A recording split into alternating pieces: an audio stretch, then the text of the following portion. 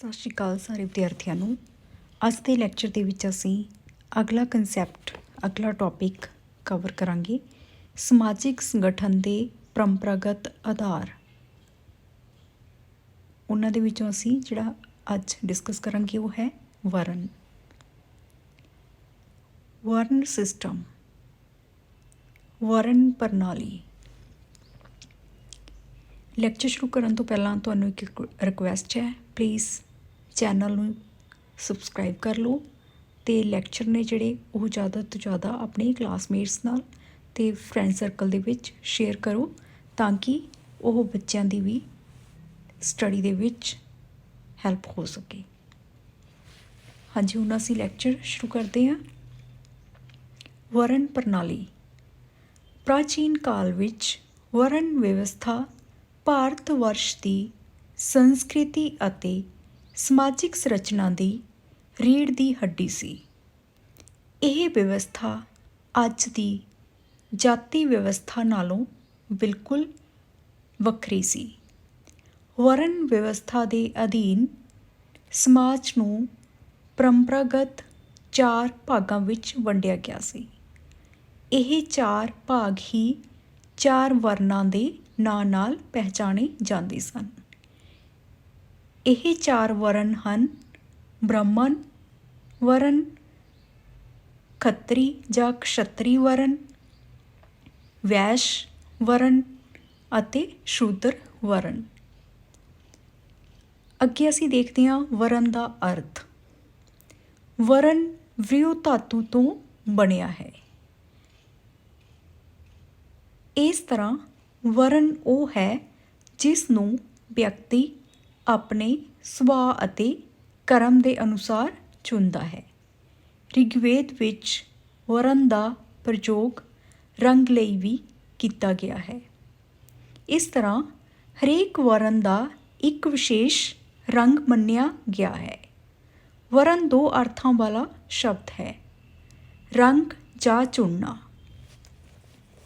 ਭਾਰਤੀ ਸਮਾਜ ਵਿੱਚ ਵਰਨ ਦਾ ਅਰਥ ਰੰਗ ਨਾ ਹੋ ਕੇ ਕੰਮ ਅਤੇ ਗੁਣਾਂ ਤੋਂ ਮੰਨਿਆ ਗਿਆ ਹੈ।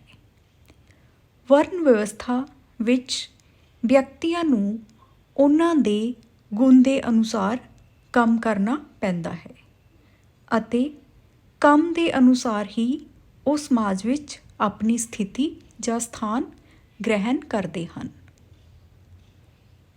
ਇਸ ਤਰ੍ਹਾਂ ਇਹ ਤਾਂ ਹੈ ਵਰਨ ਦਾ ਅਰਥ। ਵਰਨ ਤੋਂ ਭਾਵ ਵਿਅਕਤੀ ਦੇ ਸੁਭਾਅ ਅਤੇ ਕਰਮ ਦੇ ਅਨੁਸਾਰ ਹੁੰਦਾ ਹੈ। ਵਿਅਕਤੀ ਜਿਸ ਵਰਨ ਦਾ ਮੈਂਬਰ ਹੁੰਦਾ ਹੈ ਉਹ ਉਸ ਵਿਅਕਤੀ ਦੇ ਸੁਭਾਅ ਅਤੇ ਕਰਮ ਦੇ ਅਨੁਸਾਰ ਚੁਣਿਆ ਜਾਂਦਾ ਹੈ। ਵਿਸ਼ੇਸ਼ਤਾਵਾਂ: ਗੁਣ ਅਤੇ ਸੁਭਾਅ 'ਤੇ ਆਧਾਰਿਤ। ਪਹਿਲੀ ਵਿਸ਼ੇਸ਼ਤਾ ਹੈ ਗੁਣ ਅਤੇ ਸੁਭਾਅ 'ਤੇ ਆਧਾਰਿਤ। ਅੱਜ ਕੱਲ੍ਹ ਭਾਵੇਂ ਕੁਝ ਲੋਕ ਵਰਨ ਵਿਵਸਥਾ ਨੂੰ ਜਨਮ 'ਤੇ ਆਧਾਰਿਤ ਮੰਨਦੇ ਹਨ, ਪਰੰਤੂ ਪ੍ਰਾਚੀਨ ਗ੍ਰੰਥਾਂ ਦੇ ਅਧਿਐਨ ਤੋਂ ਪਤਾ ਚੱਲਦਾ ਹੈ ਕਿ ਸ਼ੁਰੂ ਵਿੱਚ ਇਸ ਵਿਵਸਥਾ ਦਾ ਆਧਾਰ ਮਨੁੱਖ ਦੇ ਗੁਣ ਅਤੇ ਪ੍ਰਕਿਰਤਿਕ ਸੁਭਾਅ ਰਿਹਾ ਹੈ। ਇਸ ਤਰ੍ਹਾਂ ਇਸ ਦੀ ਵਿਸ਼ੇਸ਼ਤਾ ਇਹ ਹੈ ਕਿ ਵਰਨ ਜਿਹੜਾ ਹੈਗਾ ਉਹ ਵਿਅਕਤੀ ਨੂੰ ਉਸਦੇ ਗੁਣ ਅਤੇ ਸੁਭਾਅ ਦੇ ਅਨੁਸਾਰ ਹੀ ਮਿਲਦਾ ਸੀ। ਹੌਲੀ ਹੌਲੀ ਇਸ ਵਿਵਸਥਾ ਵਿੱਚ ਕਠੋਰਤਾ ਆਉਣੀ ਸ਼ੁਰੂ ਹੋ ਗਈ ਅਤੇ ਜਨਮ ਦਾ ਮਹੱਤਵ ਵੱਧਦਾ ਗਿਆ। ਜਦੋਂ ਅਸੀਂ ਪ੍ਰਾਚੀਨ ਸਮਾਜ ਦੀ ਗੱਲ ਕਰਦੇ ਹਾਂ ਤਾਂ ਉਸ ਸਮੇਂ ਜਿਹੜਾ ਵਰਨ ਪ੍ਰਣਾਲੀ ਸੀ, ਵਿਅਕਤੀ ਉਸ ਵਰਨ ਦਾ ਮੈਂਬਰ ਬਣ ਸਕਦਾ ਸੀ ਜਿਸ ਤਰ੍ਹਾਂ ਦਾ ਵਿਅਕਤੀ ਦਾ ਸੁਭਾਅ ਹੁੰਦਾ ਸੀ, ਪਰੰਤੂ ਹੌਲੀ ਹੌਲੀ ਇਹ ਜਨਮ 'ਤੇ ਆਧਾਰਿਤ ਹੁੰਦਾ ਗਿਆ। ਅਗਲੀ ਵਿਸ਼ੇਸ਼ਤਾ ਹੈ ਮਿਹਨਤ ਵੰਡ 'ਤੇ ਆਧਾਰਿਤ। ਵਰਨ ਵਿਵਸਥਾ ਦੇ ਅਧੀਨ ਮਨੁੱਖ ਦੀਆਂ ਸਾਰੀਆਂ ਸਮਾਜਿਕ ਜ਼ਰੂਰਤਾਂ ਦੀ ਪੂਰਤੀ ਲਈ ਹਰੇਕ ਵਰਨ ਦੇ ਕੰਮ ਨਿਸ਼ਚਿਤ ਕੀਤੇ ਗਏ ਹਨ, ਤਾਂ ਜੋ ਹਰ ਮਨੁੱਖ ਆਪਣੀ ਜ਼ਿੰਮੇਵਾਰੀ ਜਾਂ ਕਰਤੱਵ ਦਾ ਨਿਰਵਾਹ ਕਰਦੇ ਹੋਏ ਸਮਾਜਿਕ ਉੱਨਤੀ ਵਿੱਚ ਆਪਣਾ ਯੋਗਦਾਨ ਦੇ ਸਕੇ। ਇਸ ਤਰ੍ਹਾਂ ਅਸੀਂ ਦੇਖਦੇ ਹਾਂ ਕਿ ਇਹਦੀ ਇੱਕ ਵਿਸ਼ੇਸ਼ਤਾ ਇਹ ਵੀ ਸੀ ਕਿ ਵਰਨ ਦੇ ਅਨੁਸਾਰ ਵਿਅਕਤੀ ਨੂੰ ਕੰਮ ਉਸ ਦੇ ਵਰਨ ਦੇ ਅਨੁਸਾਰ ਮਿਲਦੇ ਸੀ। ਪਹਿਲਾਂ ਵਿਅਕਤੀ ਨੂੰ ਵਰਨ ਦਾ ਮੈਂਬਰਸ਼ਿਪ ਉਸ ਦੇ ਕਰਮ ਜਾਂ ਗੁਣਾਂ ਦੇ ਆਧਾਰ 'ਤੇ ਜਾਂ ਸੁਭਾਅ ਦੇ ਆਧਾਰ 'ਤੇ ਮਿਲਦੀ ਸੀ। ਫਿਰ ਅੱਗੇ ਵਰਨ ਦੇ ਹਰ ਇੱਕ ਵਰਨ ਦੇ ਆਪਣੇ ਨਿਸ਼ਚਿਤ ਕੰਮ ਹੁੰਦੇ ਸੀ ਜਿਹੜੇ ਉਸ ਸੰਬੰਧਿਤ ਵਰਨ ਨਾਲ ਵਿਅਕਤੀ ਨੂੰ ਕਰਨੇ ਪੈਂਦੇ ਸਨ। ਅਗਲੀ ਵਿਸ਼ੇਸ਼ਤਾ ਹੈ ਸ਼ਕਤੀ ਅਤੇ ਅਧਿਕਾਰ ਦੀ ਨਿਸ਼ਚਿਤ ਵੰਡ। ਇਸ ਵਿਵਸਥਾ ਦੇ ਅਧੀਨ ਹਰੇਕ ਵਰਨ ਨੂੰ ਆਪਣੀ ਸ਼ਕਤੀ ਅਤੇ ਅਧਿਕਾਰ ਮਿਲੇ ਹੋਏ ਸਨ। ਸਾਰੇ ਵਰਨਾਂ ਦੇ ਕੰਮਾਂ ਨੂੰ ਸਮਾਜਿਕ ਦ੍ਰਿਸ਼ਟੀ ਨਾਲ ਬਹੁਤ ਉਪਯੋਗੀ ਮੰਨਿਆ ਗਿਆ ਸੀ। ਹੌਲੀ-ਹੌਲੀ ਸ਼ਕਤੀ ਅਤੇ ਅਧਿਕਾਰ ਦੀ ਦ੍ਰਿਸ਼ਟੀ ਨਾਲ ਇੱਕ ਵਰਨ ਨੂੰ ਦੂਜੇ ਵਰਨ ਨਾਲੋਂ ਉੱਚਾ ਜਾਂ ਨੀਵਾਂ ਸਮਝਿਆ ਜਾਣ ਲੱਗਾ। ਅਗਲੀ ਵਿਸ਼ੇਸ਼ਤਾ ਹੈ ਵਿਸ਼ੇਸ਼ੀਕਰਨ ਵਿੱਚ ਸਹਾਇਕ। ਇਸ ਵਿਵਸਥਾ ਵਿੱਚ 4 ਵਰਨਾਂ ਵਿੱਚ ਵੱਖ-ਵੱਖ ਤਰ੍ਹਾਂ ਦੇ ਕੰਮ ਵੰਡੇ ਗਏ ਸਨ। ਨਤੀਜੇ ਵਜੋਂ ਪੀੜ੍ਹੀ ਦਰ ਪੀੜ੍ਹੀ ਇੱਕ ਹੀ ਕੰਮ ਕਰਦੇ ਰਹਿੰਦੇ ਸਨ। ਇੱਕ ਵਰਨ ਨਾਲ ਸੰਬੰਧਿਤ ਜੋ ਵਿਅਕਤੀ ਹੁੰਦੇ ਸਨ। ਜਦੋਂ ਇੱਕ ਵਰਨ ਨਾਲ ਸੰਬੰਧਿਤ ਵਿਅਕਤੀ ਪੀੜ੍ਹੀ ਦਰ ਪੀੜ੍ਹੀ ਇੱਕੋ ਹੀ ਕੰਮ ਕਰਦੇ ਰਹਿਣਗੇ ਤਾਂ ਉਸ ਕੰਮ ਵਿੱਚ ਵਿਅਕਤੀਆਂ ਨੂੰ ਵਿਸ਼ੇਸ਼ ਮੁਹਾਰਤ ਹਾਸਲ ਹੋ ਜਾਂਦੀ ਸੀ। ਇਸ ਤਰ੍ਹਾਂ ਸਮਾਜ ਨੂੰ ਵਿਸ਼ੇਸ਼ੀਕਰਨ ਵਿੱਚ ਬਹੁਤ ਲਾਭ ਪ੍ਰਾਪਤ ਹੋਇਆ। ਅਗਲੀ ਵਿਸ਼ੇਸ਼ਤਾ ਹੈ ਕਿੱਤਿਆਂ ਦਾ ਪੂਰਵ ਨਿਰਧਾਰਨ। ਵਰਨ ਵਿਵਸਥਾ ਵਿੱਚ ਹਰੇਕ ਵਰਨ ਦੇ ਕੁਝ ਪਰੰਪਰਾਗਤ ਪੂਰਵ ਨਿਰਧਾਰਿਤ ਕਿੱਤੇ ਰਹੇ ਹਨ। ਆਮ ਤੌਰ 'ਤੇ ਵਿਅਕਤੀਆਂ ਨੂੰ ਆਪਣੇ ਪੂਰਵਜਾਂ ਵਾਲੇ ਕਿੱਤੇ ਅਪਣਾਉਣ ਦੀ ਆਗਿਆ ਸੀ। ਭਾਵ ਜੋ ਵਿਅਕਤੀ ਦੇ ਬਜ਼ੁਰਗ ਕੰਮ ਕਰ ਰਹੇ ਹੁੰਦੇ ਸੀ ਉਹ ਹੀ ਕੰਮ ਕਰਨ ਦੀ ਆਗਿਆ ਅਗਲੀ ਪੀੜ੍ਹੀ ਨੂੰ ਮਿਲ ਜਾਂਦੀ ਸੀ। ਇਸ ਤਰ੍ਹਾਂ ਕਿੱਤਿਆਂ ਪਹਿਲਾਂ ਤੋਂ ਹੀ ਨਿਰਧਾਰਿਤ ਹੁੰਦੇ ਸਨ। ਜੋ ਉਸ ਪਰਿਵਾਰ ਦੇ ਵਿੱਚ ਆਉਣ ਵਾਲੇ ਮੈਂਬਰ ਹੁੰਦੇ ਸਨ ਉਹਨਾਂ ਨੂੰ ਪਤਾ ਹੁੰਦਾ ਸੀ ਕਿ ਉਹਨਾਂ ਨੇ ਕੀ ਕੰਮ ਕਰਨਾ ਹੈ। ਅਗਲੀ ਵਿਸ਼ੇਸ਼ਤਾ ਹੈ ਗੁਣਾਤਮਕ ਪ੍ਰੇਰਨਾ। ਇਸ ਵਿਵਸਥਾ ਨੇ ਵਿਅਕਤੀਆਂ ਨੂੰ ਆਪਣੇ ਵਰਨ ਧਰਮ ਦਾ ਪਾਲਣ ਕਰਨ ਦੀ ਪ੍ਰੇਰਨਾ ਦਿੱਤੀ ਹੈ। ਅਜਿਹਾ ਕਿਹਾ ਗਿਆ ਹੈ ਕਿ ਜੋ ਵਿਅਕਤੀ ਆਪਣੇ ਵਰਨ ਧਰਮ ਦਾ ਪਾਲਣ ਕਰੇਗਾ ਉਸ ਨੂੰ ਜੀਵਨ ਵਿੱਚ ਉੱਚਾ ਸਥਾਨ ਪ੍ਰਾਪਤ ਹੋਵੇਗਾ। ਅਗਲੀ ਵਿਸ਼ੇਸ਼ਤਾ ਹੈ ਕਰਮ ਦੇ ਸਿਧਾਂਤ ਅਤੇ ਪੁਨਰ ਜਨਮ ਦੀ ਧਾਰਨਾ 'ਤੇ ਜ਼ੋਰ। ਇਸ ਵਿਵਸਥਾ ਵਿੱਚ ਇਹ ਕਿਹਾ ਗਿਆ ਹੈ ਕਿ ਵਿਅਕਤੀ ਆਪਣੀ ਸਮਾਜਿਕ ਸਥਿਤੀ ਤੋਂ ਸੰਤੁਸ਼ਟ ਹੋ ਕੇ ਆਪਣੇ ਕਰਤੱਵਾਂ ਦਾ ਪਾਲਣ ਕਰਦਾ ਰਹੇਗਾ।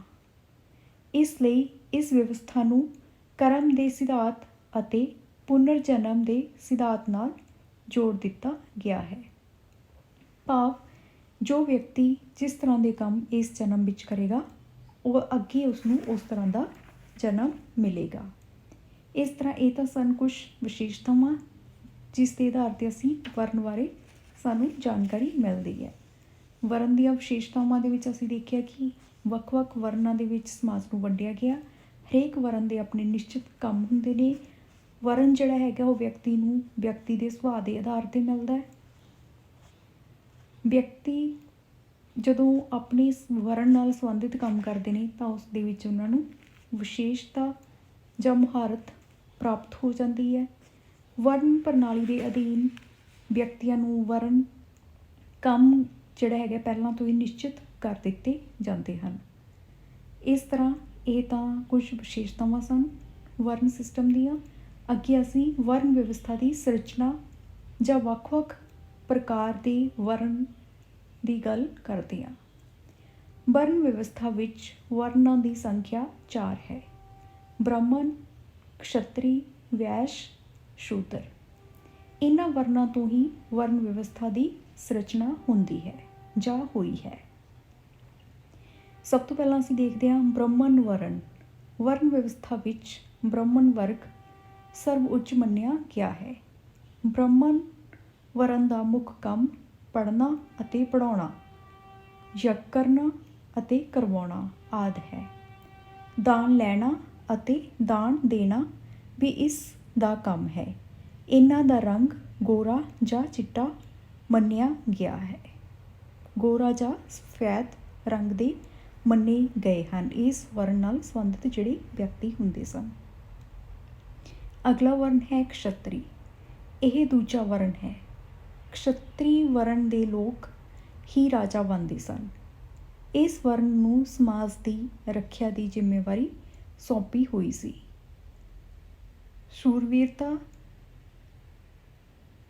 ਸੂਰਬੀਰਤਾ, ਤੇਜ਼ ਹਿੰਮਤ, ਸ਼ਾਸਤਰਾਂ ਦੇ ਅਨੁਸਾਰ ਸ਼ਾਸਨ ਕਰਨਾ ਖੱਤਰੀਆਂ ਦਾ ਸੁਭਾਵਿਕ ਕੰਮ ਹੈ। ਖੱਤਰੀ ਦੇ ਮੁੱਖ ਕਰਤੱਵ ਪ੍ਰਜਾ ਦੀ ਰੱਖਿਆ ਕਰਨਾ, ਯੁੱਧ ਕਰਨਾ, ਦਾਨ ਦੇਣਾ, ਯੱਗ ਕਰਨਾ ਆਦਿ ਸਨ। ਇਹ ਵਰਨ ਦੇ ਲੋਕ ਜਿਹੜੇ ਸਨ ਉਹ ਲਾਲ ਰੰਗ ਦੇ ਮੰਨੇ ਜਾਂਦੇ ਸਨ ਕਿਉਂਕਿ ਇਹ ਕਸ਼ੱਤਰੀ ਵਰਨ ਨਾਲ ਸੰਬੰਧਿਤ ਹੁੰਦੇ ਸਨ। ਅਗਲਾ ਵਰਨ ਜਿਹੜਾ ਹੈ ਵੈਸ਼। ਵੈਸ਼ ਵਰਨ ਨੂੰ ਵਰਨ ਪ੍ਰਣਾਲੀ ਦੇ ਵਿੱਚ ਤੀਜਾ ਸਥਾਨ ਪ੍ਰਾਪਤ ਹੈ। ਵੈਸ਼ ਇਹ ਤੀਜਾ ਵਰਨ ਹੈ।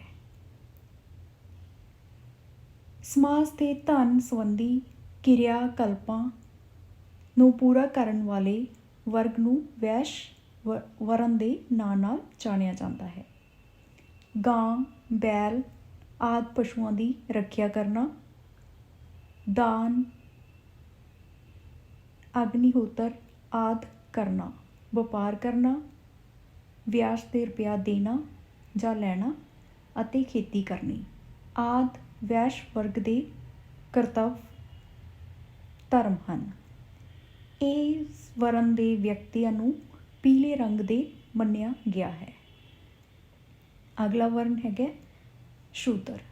ਸ਼ੂਦਰ ਵਰਨ ਪ੍ਰਣਾਲੀ ਦੇ ਵਿੱਚ ਚੌਥਾ ਤੇ ਸਭ ਤੋਂ ਆਖਰੀ ਵਰਨ ਹੈ। ਸ਼ੂਦਰ ਦਾ ਕੰਮ ਉੱਪਰੀ ਤਿੰਨ ਵਰਨਾਂ ਦੀ ਬਿਨਾਂ ਈਰਖਾ ਦੀ ਸੇਵਾ ਕਰਨਾ ਹੈ। ਸ਼ੂਦਰਾਂ ਨੂੰ ਆਪਣੇ ਲਈ ਧਨ ਇਕੱਠਾ ਨਹੀਂ ਕਰਨਾ ਚਾਹੀਦਾ।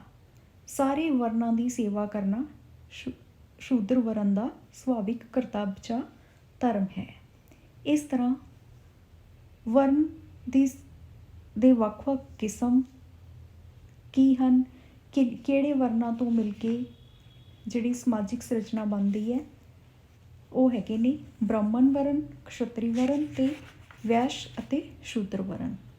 ਇਹ ਮੇਨ 4 ਵਰਨ ਹੈਗੇ ਨੇ ਜਿਨ੍ਹਾਂ ਦੇ ਆਧਾਰ 'ਤੇ ਸਮਾਜਿਕ ਢਾਂਚੇ ਦਾ ਨਿਰਮਾਣ ਹੁੰਦਾ ਹੈ, ਸਿਰਜਣਾ ਦਾ ਨਿਰਮਾਣ ਕੀਤਾ ਜਾਂਦਾ ਹੈ। ਅੱਗੇ ਅਸੀਂ ਦੇਖਦੇ ਹਾਂ ਵਰਨ ਵਿਵਸਥਾ ਦੀ ਉਤਪਤੀ ਸੰਬੰਧੀ ਭਿੰਨ ਸਿਧਾਂਤ। ਵਰਨ ਵਿਵਸਥਾ ਦੀ ਉਤਪਤੀ ਸੰਬੰਧੀ ਪ੍ਰਮੁੱਖ ਸਿਧਾਂਤ ਇਸ ਤਰ੍ਹਾਂ ਹਨ। ਪਰੰਪਰਾਗਤ ਸਿਧਾਂਤ। ਇਹ ਸਿਧਾਂਤ ਸਭ ਨਾਲੋਂ ਪ੍ਰਾਚੀਨ ਸਿਧਾਂਤ ਹੈ। ਇਹ ਸਿਧਾਂਤ ਰਿਗਵੇਦ ਦੇ ਮਹੱਤਵ ਪੁਰਖ ਸੂਕਤ ਤੋਂ ਲਿਆ ਗਿਆ ਹੈ।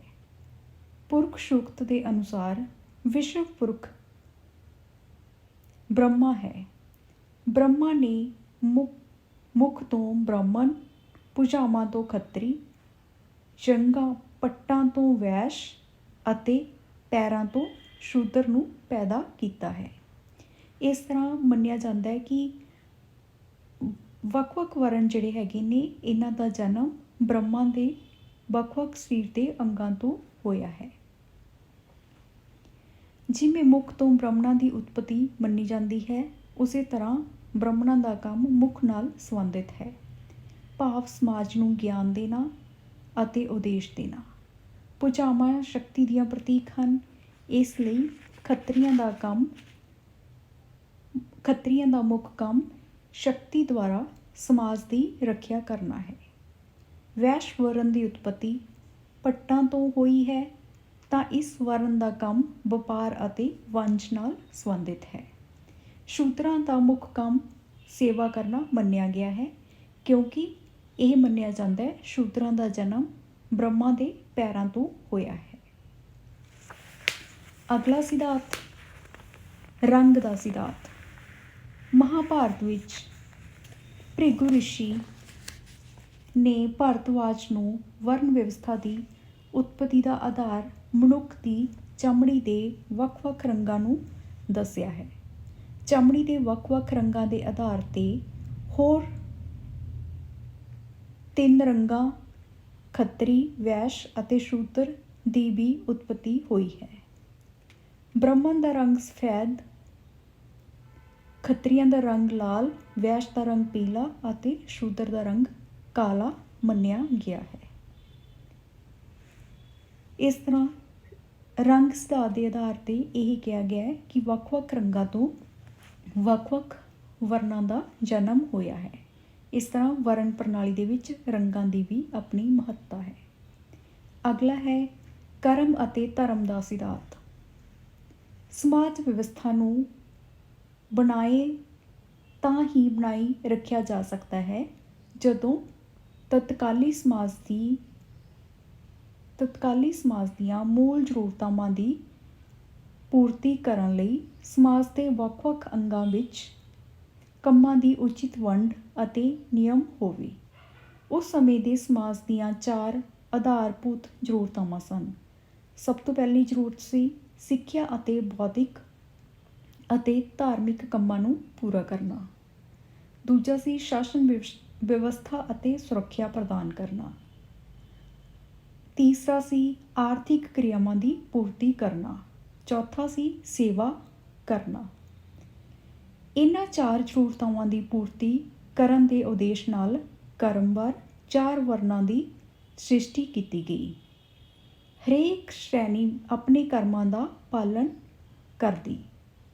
ਇਸ ਉਦੇਸ਼ ਨਾਲ ਕਰਮ ਦਾ ਪਾਲਣ ਹੀ ਹਰੇਕ ਸ਼੍ਰੇਣੀ ਦਾ ਧਰਮ ਹੈ। ਵਰਨ ਦੁਆਰਾ ਨਿਰਧਾਰਿਤ ਕਰਮ ਜਾਂ ਕਰਤੱਵ ਹੀ ਵਰਨ ਧਰਮ ਅਖਵਾਉਂਦੇ ਹਨ। ਇਸ ਤਰ੍ਹਾਂ ਕਰਮ ਅਤੇ ਧਰਮ ਦਾ ਸਿਧਾਂਤ ਇਹ ਦੱਸਦਾ ਹੈ ਕਿ ਵੱਖ-ਵੱਖ ਜ਼ਰੂਰਤਾਂ ਪੂਰੀਆਂ ਕਰਨ ਦੇ ਲਈ ਵੱਖ-ਵੱਖ ਵਰਨਾਂ ਦਾ ਜਨਮ ਹੋਇਆ ਹੈ। ਅਗਲਾ ਜਿਹੜੀ ਥਿਊਰੀ ਹੈਗੀ ਹੈ ਗੁਣ ਦਾ ਸਿਧਾਂਤ। ਕੁਝ ਵਿਚਾਰਕਾਂ ਦਾ ਵਿਸ਼ਵਾਸ ਹੈ ਕਿ ਵਰਨਾਂ ਦੀ ਉਤਪਤੀ ਗੁਣਾਂ ਦੇ ਆਧਾਰ 'ਤੇ ਹੋਈ ਹੈ। ਇਸ ਦ੍ਰਿਸ਼ਟੀ ਨਾਲ ਵਰਨਾਂ ਦੀ ਵੰਡ ਵਿਅਕਤੀਗਤ ਸੁਭਾਅ ਜਾਂ ਗੁਣ 'ਤੇ ਆਧਾਰਿਤ ਹੈ। ਸ਼ੁਰੂ ਵਿੱਚ ਸਿਰਫ ਇੱਕ ਹੀ ਵਰਨ ਸੀ। ਅਸੀਂ ਸਾਰੇ ਦੇ ਸਾਰੇ ਜਾਂ ਤਾਂ ਬ੍ਰਾਹਮਣ ਸਾਂ ਜਾਂ ਸ਼ੂਦਰ। ਜਦੋਂ ਵਿਅਕਤੀ ਜਨਮ ਲੈਂਦਾ ਹੈ ਤਾਂ ਉਹ ਸ਼ੂਦਰ ਹੁੰਦਾ ਹੈ। ਇਹ ਵਰਨ ਪ੍ਰਣਾਲੀ ਦੇ ਅਨੁਸਾਰ ਮੰਨਿਆ ਜਾਂਦਾ ਹੈ। ਜਨੇਊ ਸੰਸਕਾਰ ਤੋਂ ਬਾਅਦ ਹੀ ਉਹ ਦਵਿਜ ਬਣਦਾ ਹੈ। ਦਵਿਜ ਕੀ ਹੁੰਦਾ ਹੈ ਇਹ ਅਸੀਂ ਇੱਕ ਸ਼ਾਰਟ ਕੁਐਸਚਨ ਦੀ ਫਾਰਮ ਦੇ ਵਿੱਚ ਜਿਹੜਾ ਹੈਗਾ ਡਿਸਕਸ ਕਰਾਂਗੇ। ਸੰਸਕਾਰਾਂ ਦੁਆਰਾ ਹੀ ਵਿਅਕਤੀ ਜੀਵਨ ਦੀਆਂ ਵੱਖ-ਵੱਖ ਅਵਸਥਾਵਾਂ ਵਿੱਚ ਪ੍ਰਵੇਸ਼ ਕਰਕੇ ਵਿਸ਼ੇਸ਼ ਗੁਣ ਧਾਰਨ ਕਰਦਾ ਹੈ। ਇਹਨਾਂ ਗੁਣਾਂ ਦੇ ਆਧਾਰ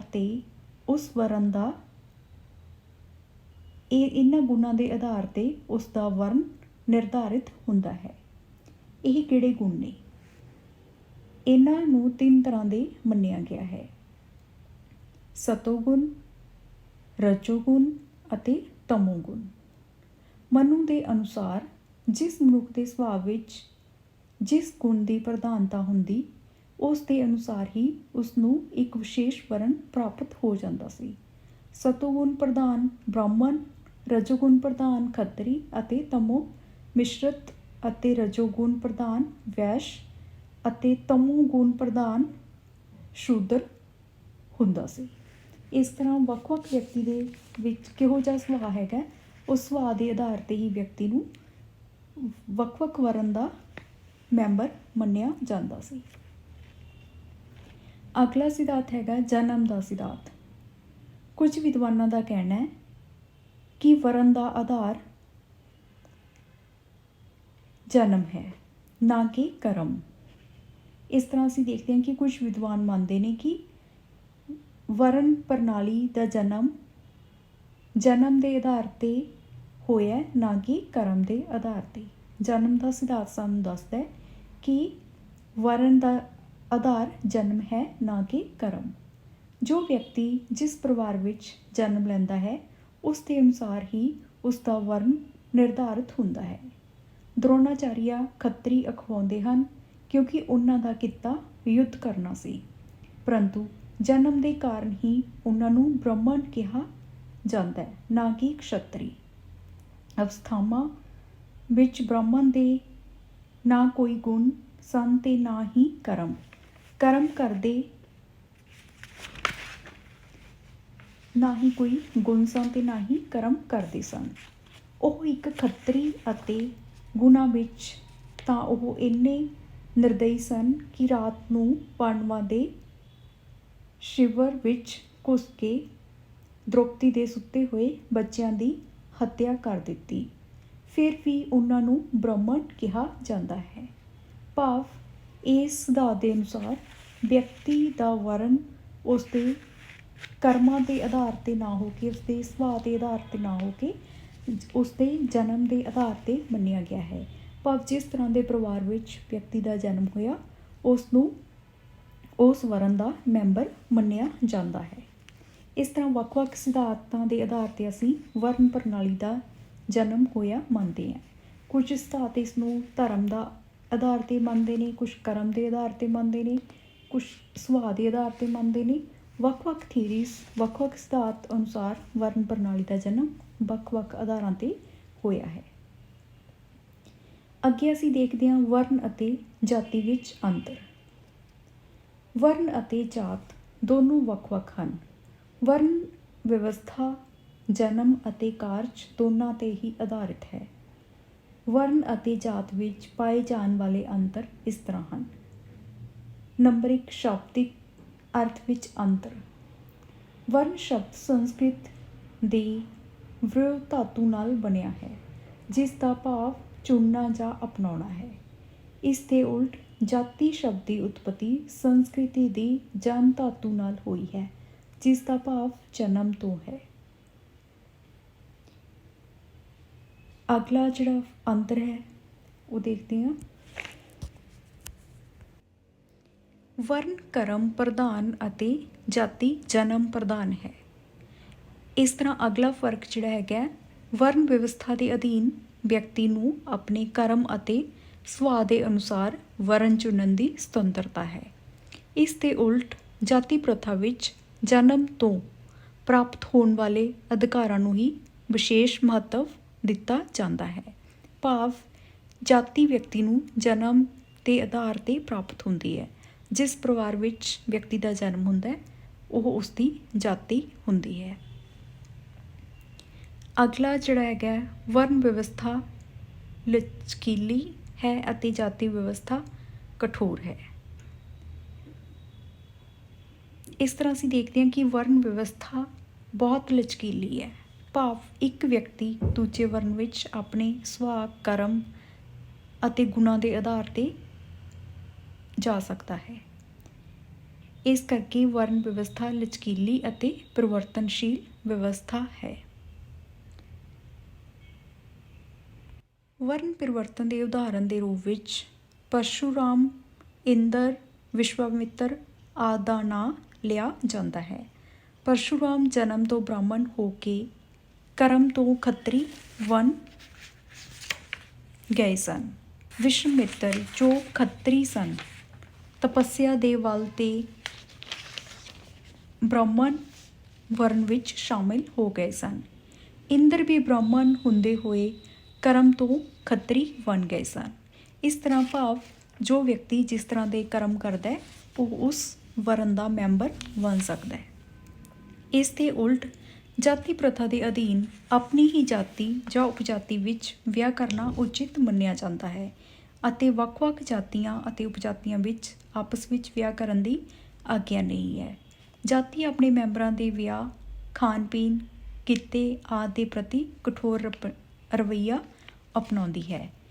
ਵਰਨ ਨੂੰ ਬਦਲਿਆ ਜਾ ਸਕਦਾ ਹੈ, ਜਾਤੀ ਨੂੰ ਵਿਅਕਤੀ ਬਦਲ ਨਹੀਂ ਸਕਦਾ। ਜਨਮ ਤੋਂ ਲੈ ਕੇ ਮਰਨ ਤੱਕ ਇੱਕੋ ਹੀ ਜਾਤੀ ਦੀ ਮੈਂਬਰਸ਼ਿਪ ਵਿਅਕਤੀ ਨੂੰ ਮਿਲਦੀ ਹੈ। ਅਗਲਾ ਜਿਹੜਾ ਡਿਫਰੈਂਸ ਹੈਗਾ, ਵਰਨ ਅਤੇ ਜਾਤੀ ਦੀ ਸੰਖਿਆ ਵਿੱਚ ਭੇਦ। ਵਰਨ ਦੀ ਸੰਖਿਆ 4 ਬ੍ਰਾਹਮਣ, ਕਸ਼ੱਤਰੀ, ਵੈਸ਼ ਤੇ ਸ਼ੂਦਰ ਹੈ, ਜਦੋਂ ਕਿ ਜਾਤੀਆਂ ਦੀ ਸੰਖਿਆ ਹਜ਼ਾਰਾਂ ਵਿੱਚ ਹੈ। ਭਾਰਤ ਵਿੱਚ ਇਸ ਸਮੇਂ ਲਗਭਗ 4000 ਨਾਲੋਂ ਵੀ ਜ਼ਿਆਦਾ ਜਾਤੀਆਂ ਅਤੇ ਉਪਜਾਤੀਆਂ ਪਾਈਆਂ ਜਾਂਦੀਆਂ ਨੇ। ਭਾਵੇਂ ਕਿ ਮੂਲ 4 ਜਾਤੀਆਂ ਹੀ ਨੇ, ਪਰੰਤੂ ਫਿਰ ਅੱਗੇ ਸਬ ਕੈਟਾਗਰੀ ਆ ਜਾਂਦੀ ਹੈ ਜਾਤੀਆਂ ਦੀ। ਇਸ ਤਰ੍ਹਾਂ ਜਾਤੀ ਅਤੇ ਵਰਨ ਦੇ ਵਿੱਚ ਕਾਫੀ ਡਿਫਰੈਂਸ ਹੈਗੇ ਨੇ, ਕਾਫੀ ਫਰਕ ਹੈ। ਇਹ ਇੱਕ ਦੂਜੇ ਨਾਲ ਮਿਲਦੇ ਜੁਲਦੇ ਨੇ ਪਰ ਇੱਕ ਨਹੀਂ ਹਨ। ਇਸ ਤਰ੍ਹਾਂ ਇਹ ਅਸੀਂ ਨੇ ਕੰਸੈਪਟ ਕਵਰ ਕੀਤਾ ਸਮਾਜਿਕ ਸੰਗਠਨ ਦੇ ਪਰੰਪਰਾਗਤ ਆਧਾਰ ਵਰਨ ਪ੍ਰਣਾਲੀ ਕੀ ਹੈ, ਇਸ ਦੀਆਂ ਕਿਸਮਾਂ ਕੀ ਨੇ, ਇਹਦੀ ਸੰਰਚਨਾ ਕਿਵੇਂ ਹੋਈ, ਇਹਦੀਆਂ ਵਿਸ਼ੇਸ਼ਤਾਵਾਂ ਕੀ ਨੇ, ਵਰਨ ਅਤੇ ਜਾਤੀ ਦੇ ਵਿੱਚ ਕੀ ਅੰਤਰ ਹੈ, ਇਹ ਅਸੀਂ ਨੇ ਅੱਜ ਦੇ ਲੈਕਚਰ ਦੇ ਵਿੱਚ ਡਿਸਕਸ ਕੀਤਾ ਹੈ। ਜੇਕਰ ਲੈਕਚਰ ਸਮਝ ਆ ਰਿਹਾ ਹੈ, ਪਸੰਦ ਆ ਰਿਹਾ ਹੈ ਤਾਂ ਚੈਨਲ ਨੂੰ ਸਬਸਕ੍ਰਾਈਬ ਕਰੋ ਅਤੇ ਲੈਕਚਰ ਨੂੰ ਆਪਣੇ ਫਰੈਂਡਸ ਦੇ ਨਾਲ ਸ਼ੇਅਰ ਜ਼ਰੂਰ ਕਰਿਆ ਕਰੋ। ਅਗਲੇ ਲੈਕਚਰ ਦੇ ਵਿੱਚ ਕੋਈ ਹੋਰ ਕੰਸੈਪਟ ਕਵਰ ਕਰਾਂਗੇ। ਜੇਕਰ ਤੁਸੀਂ ਕੋਈ ਸਪੈਸੀਫਿਕ ਟੌਪਿਕ 'ਤੇ ਲੈਕਚਰ ਚਾਹੁੰਦੇ ਹੋ ਤਾਂ ਤੁਸੀਂ ਮੈਨੂੰ ਕਮੈਂਟ ਕਰਕੇ ਦੱਸ ਸਕਦੇ ਹੋ। Thank you.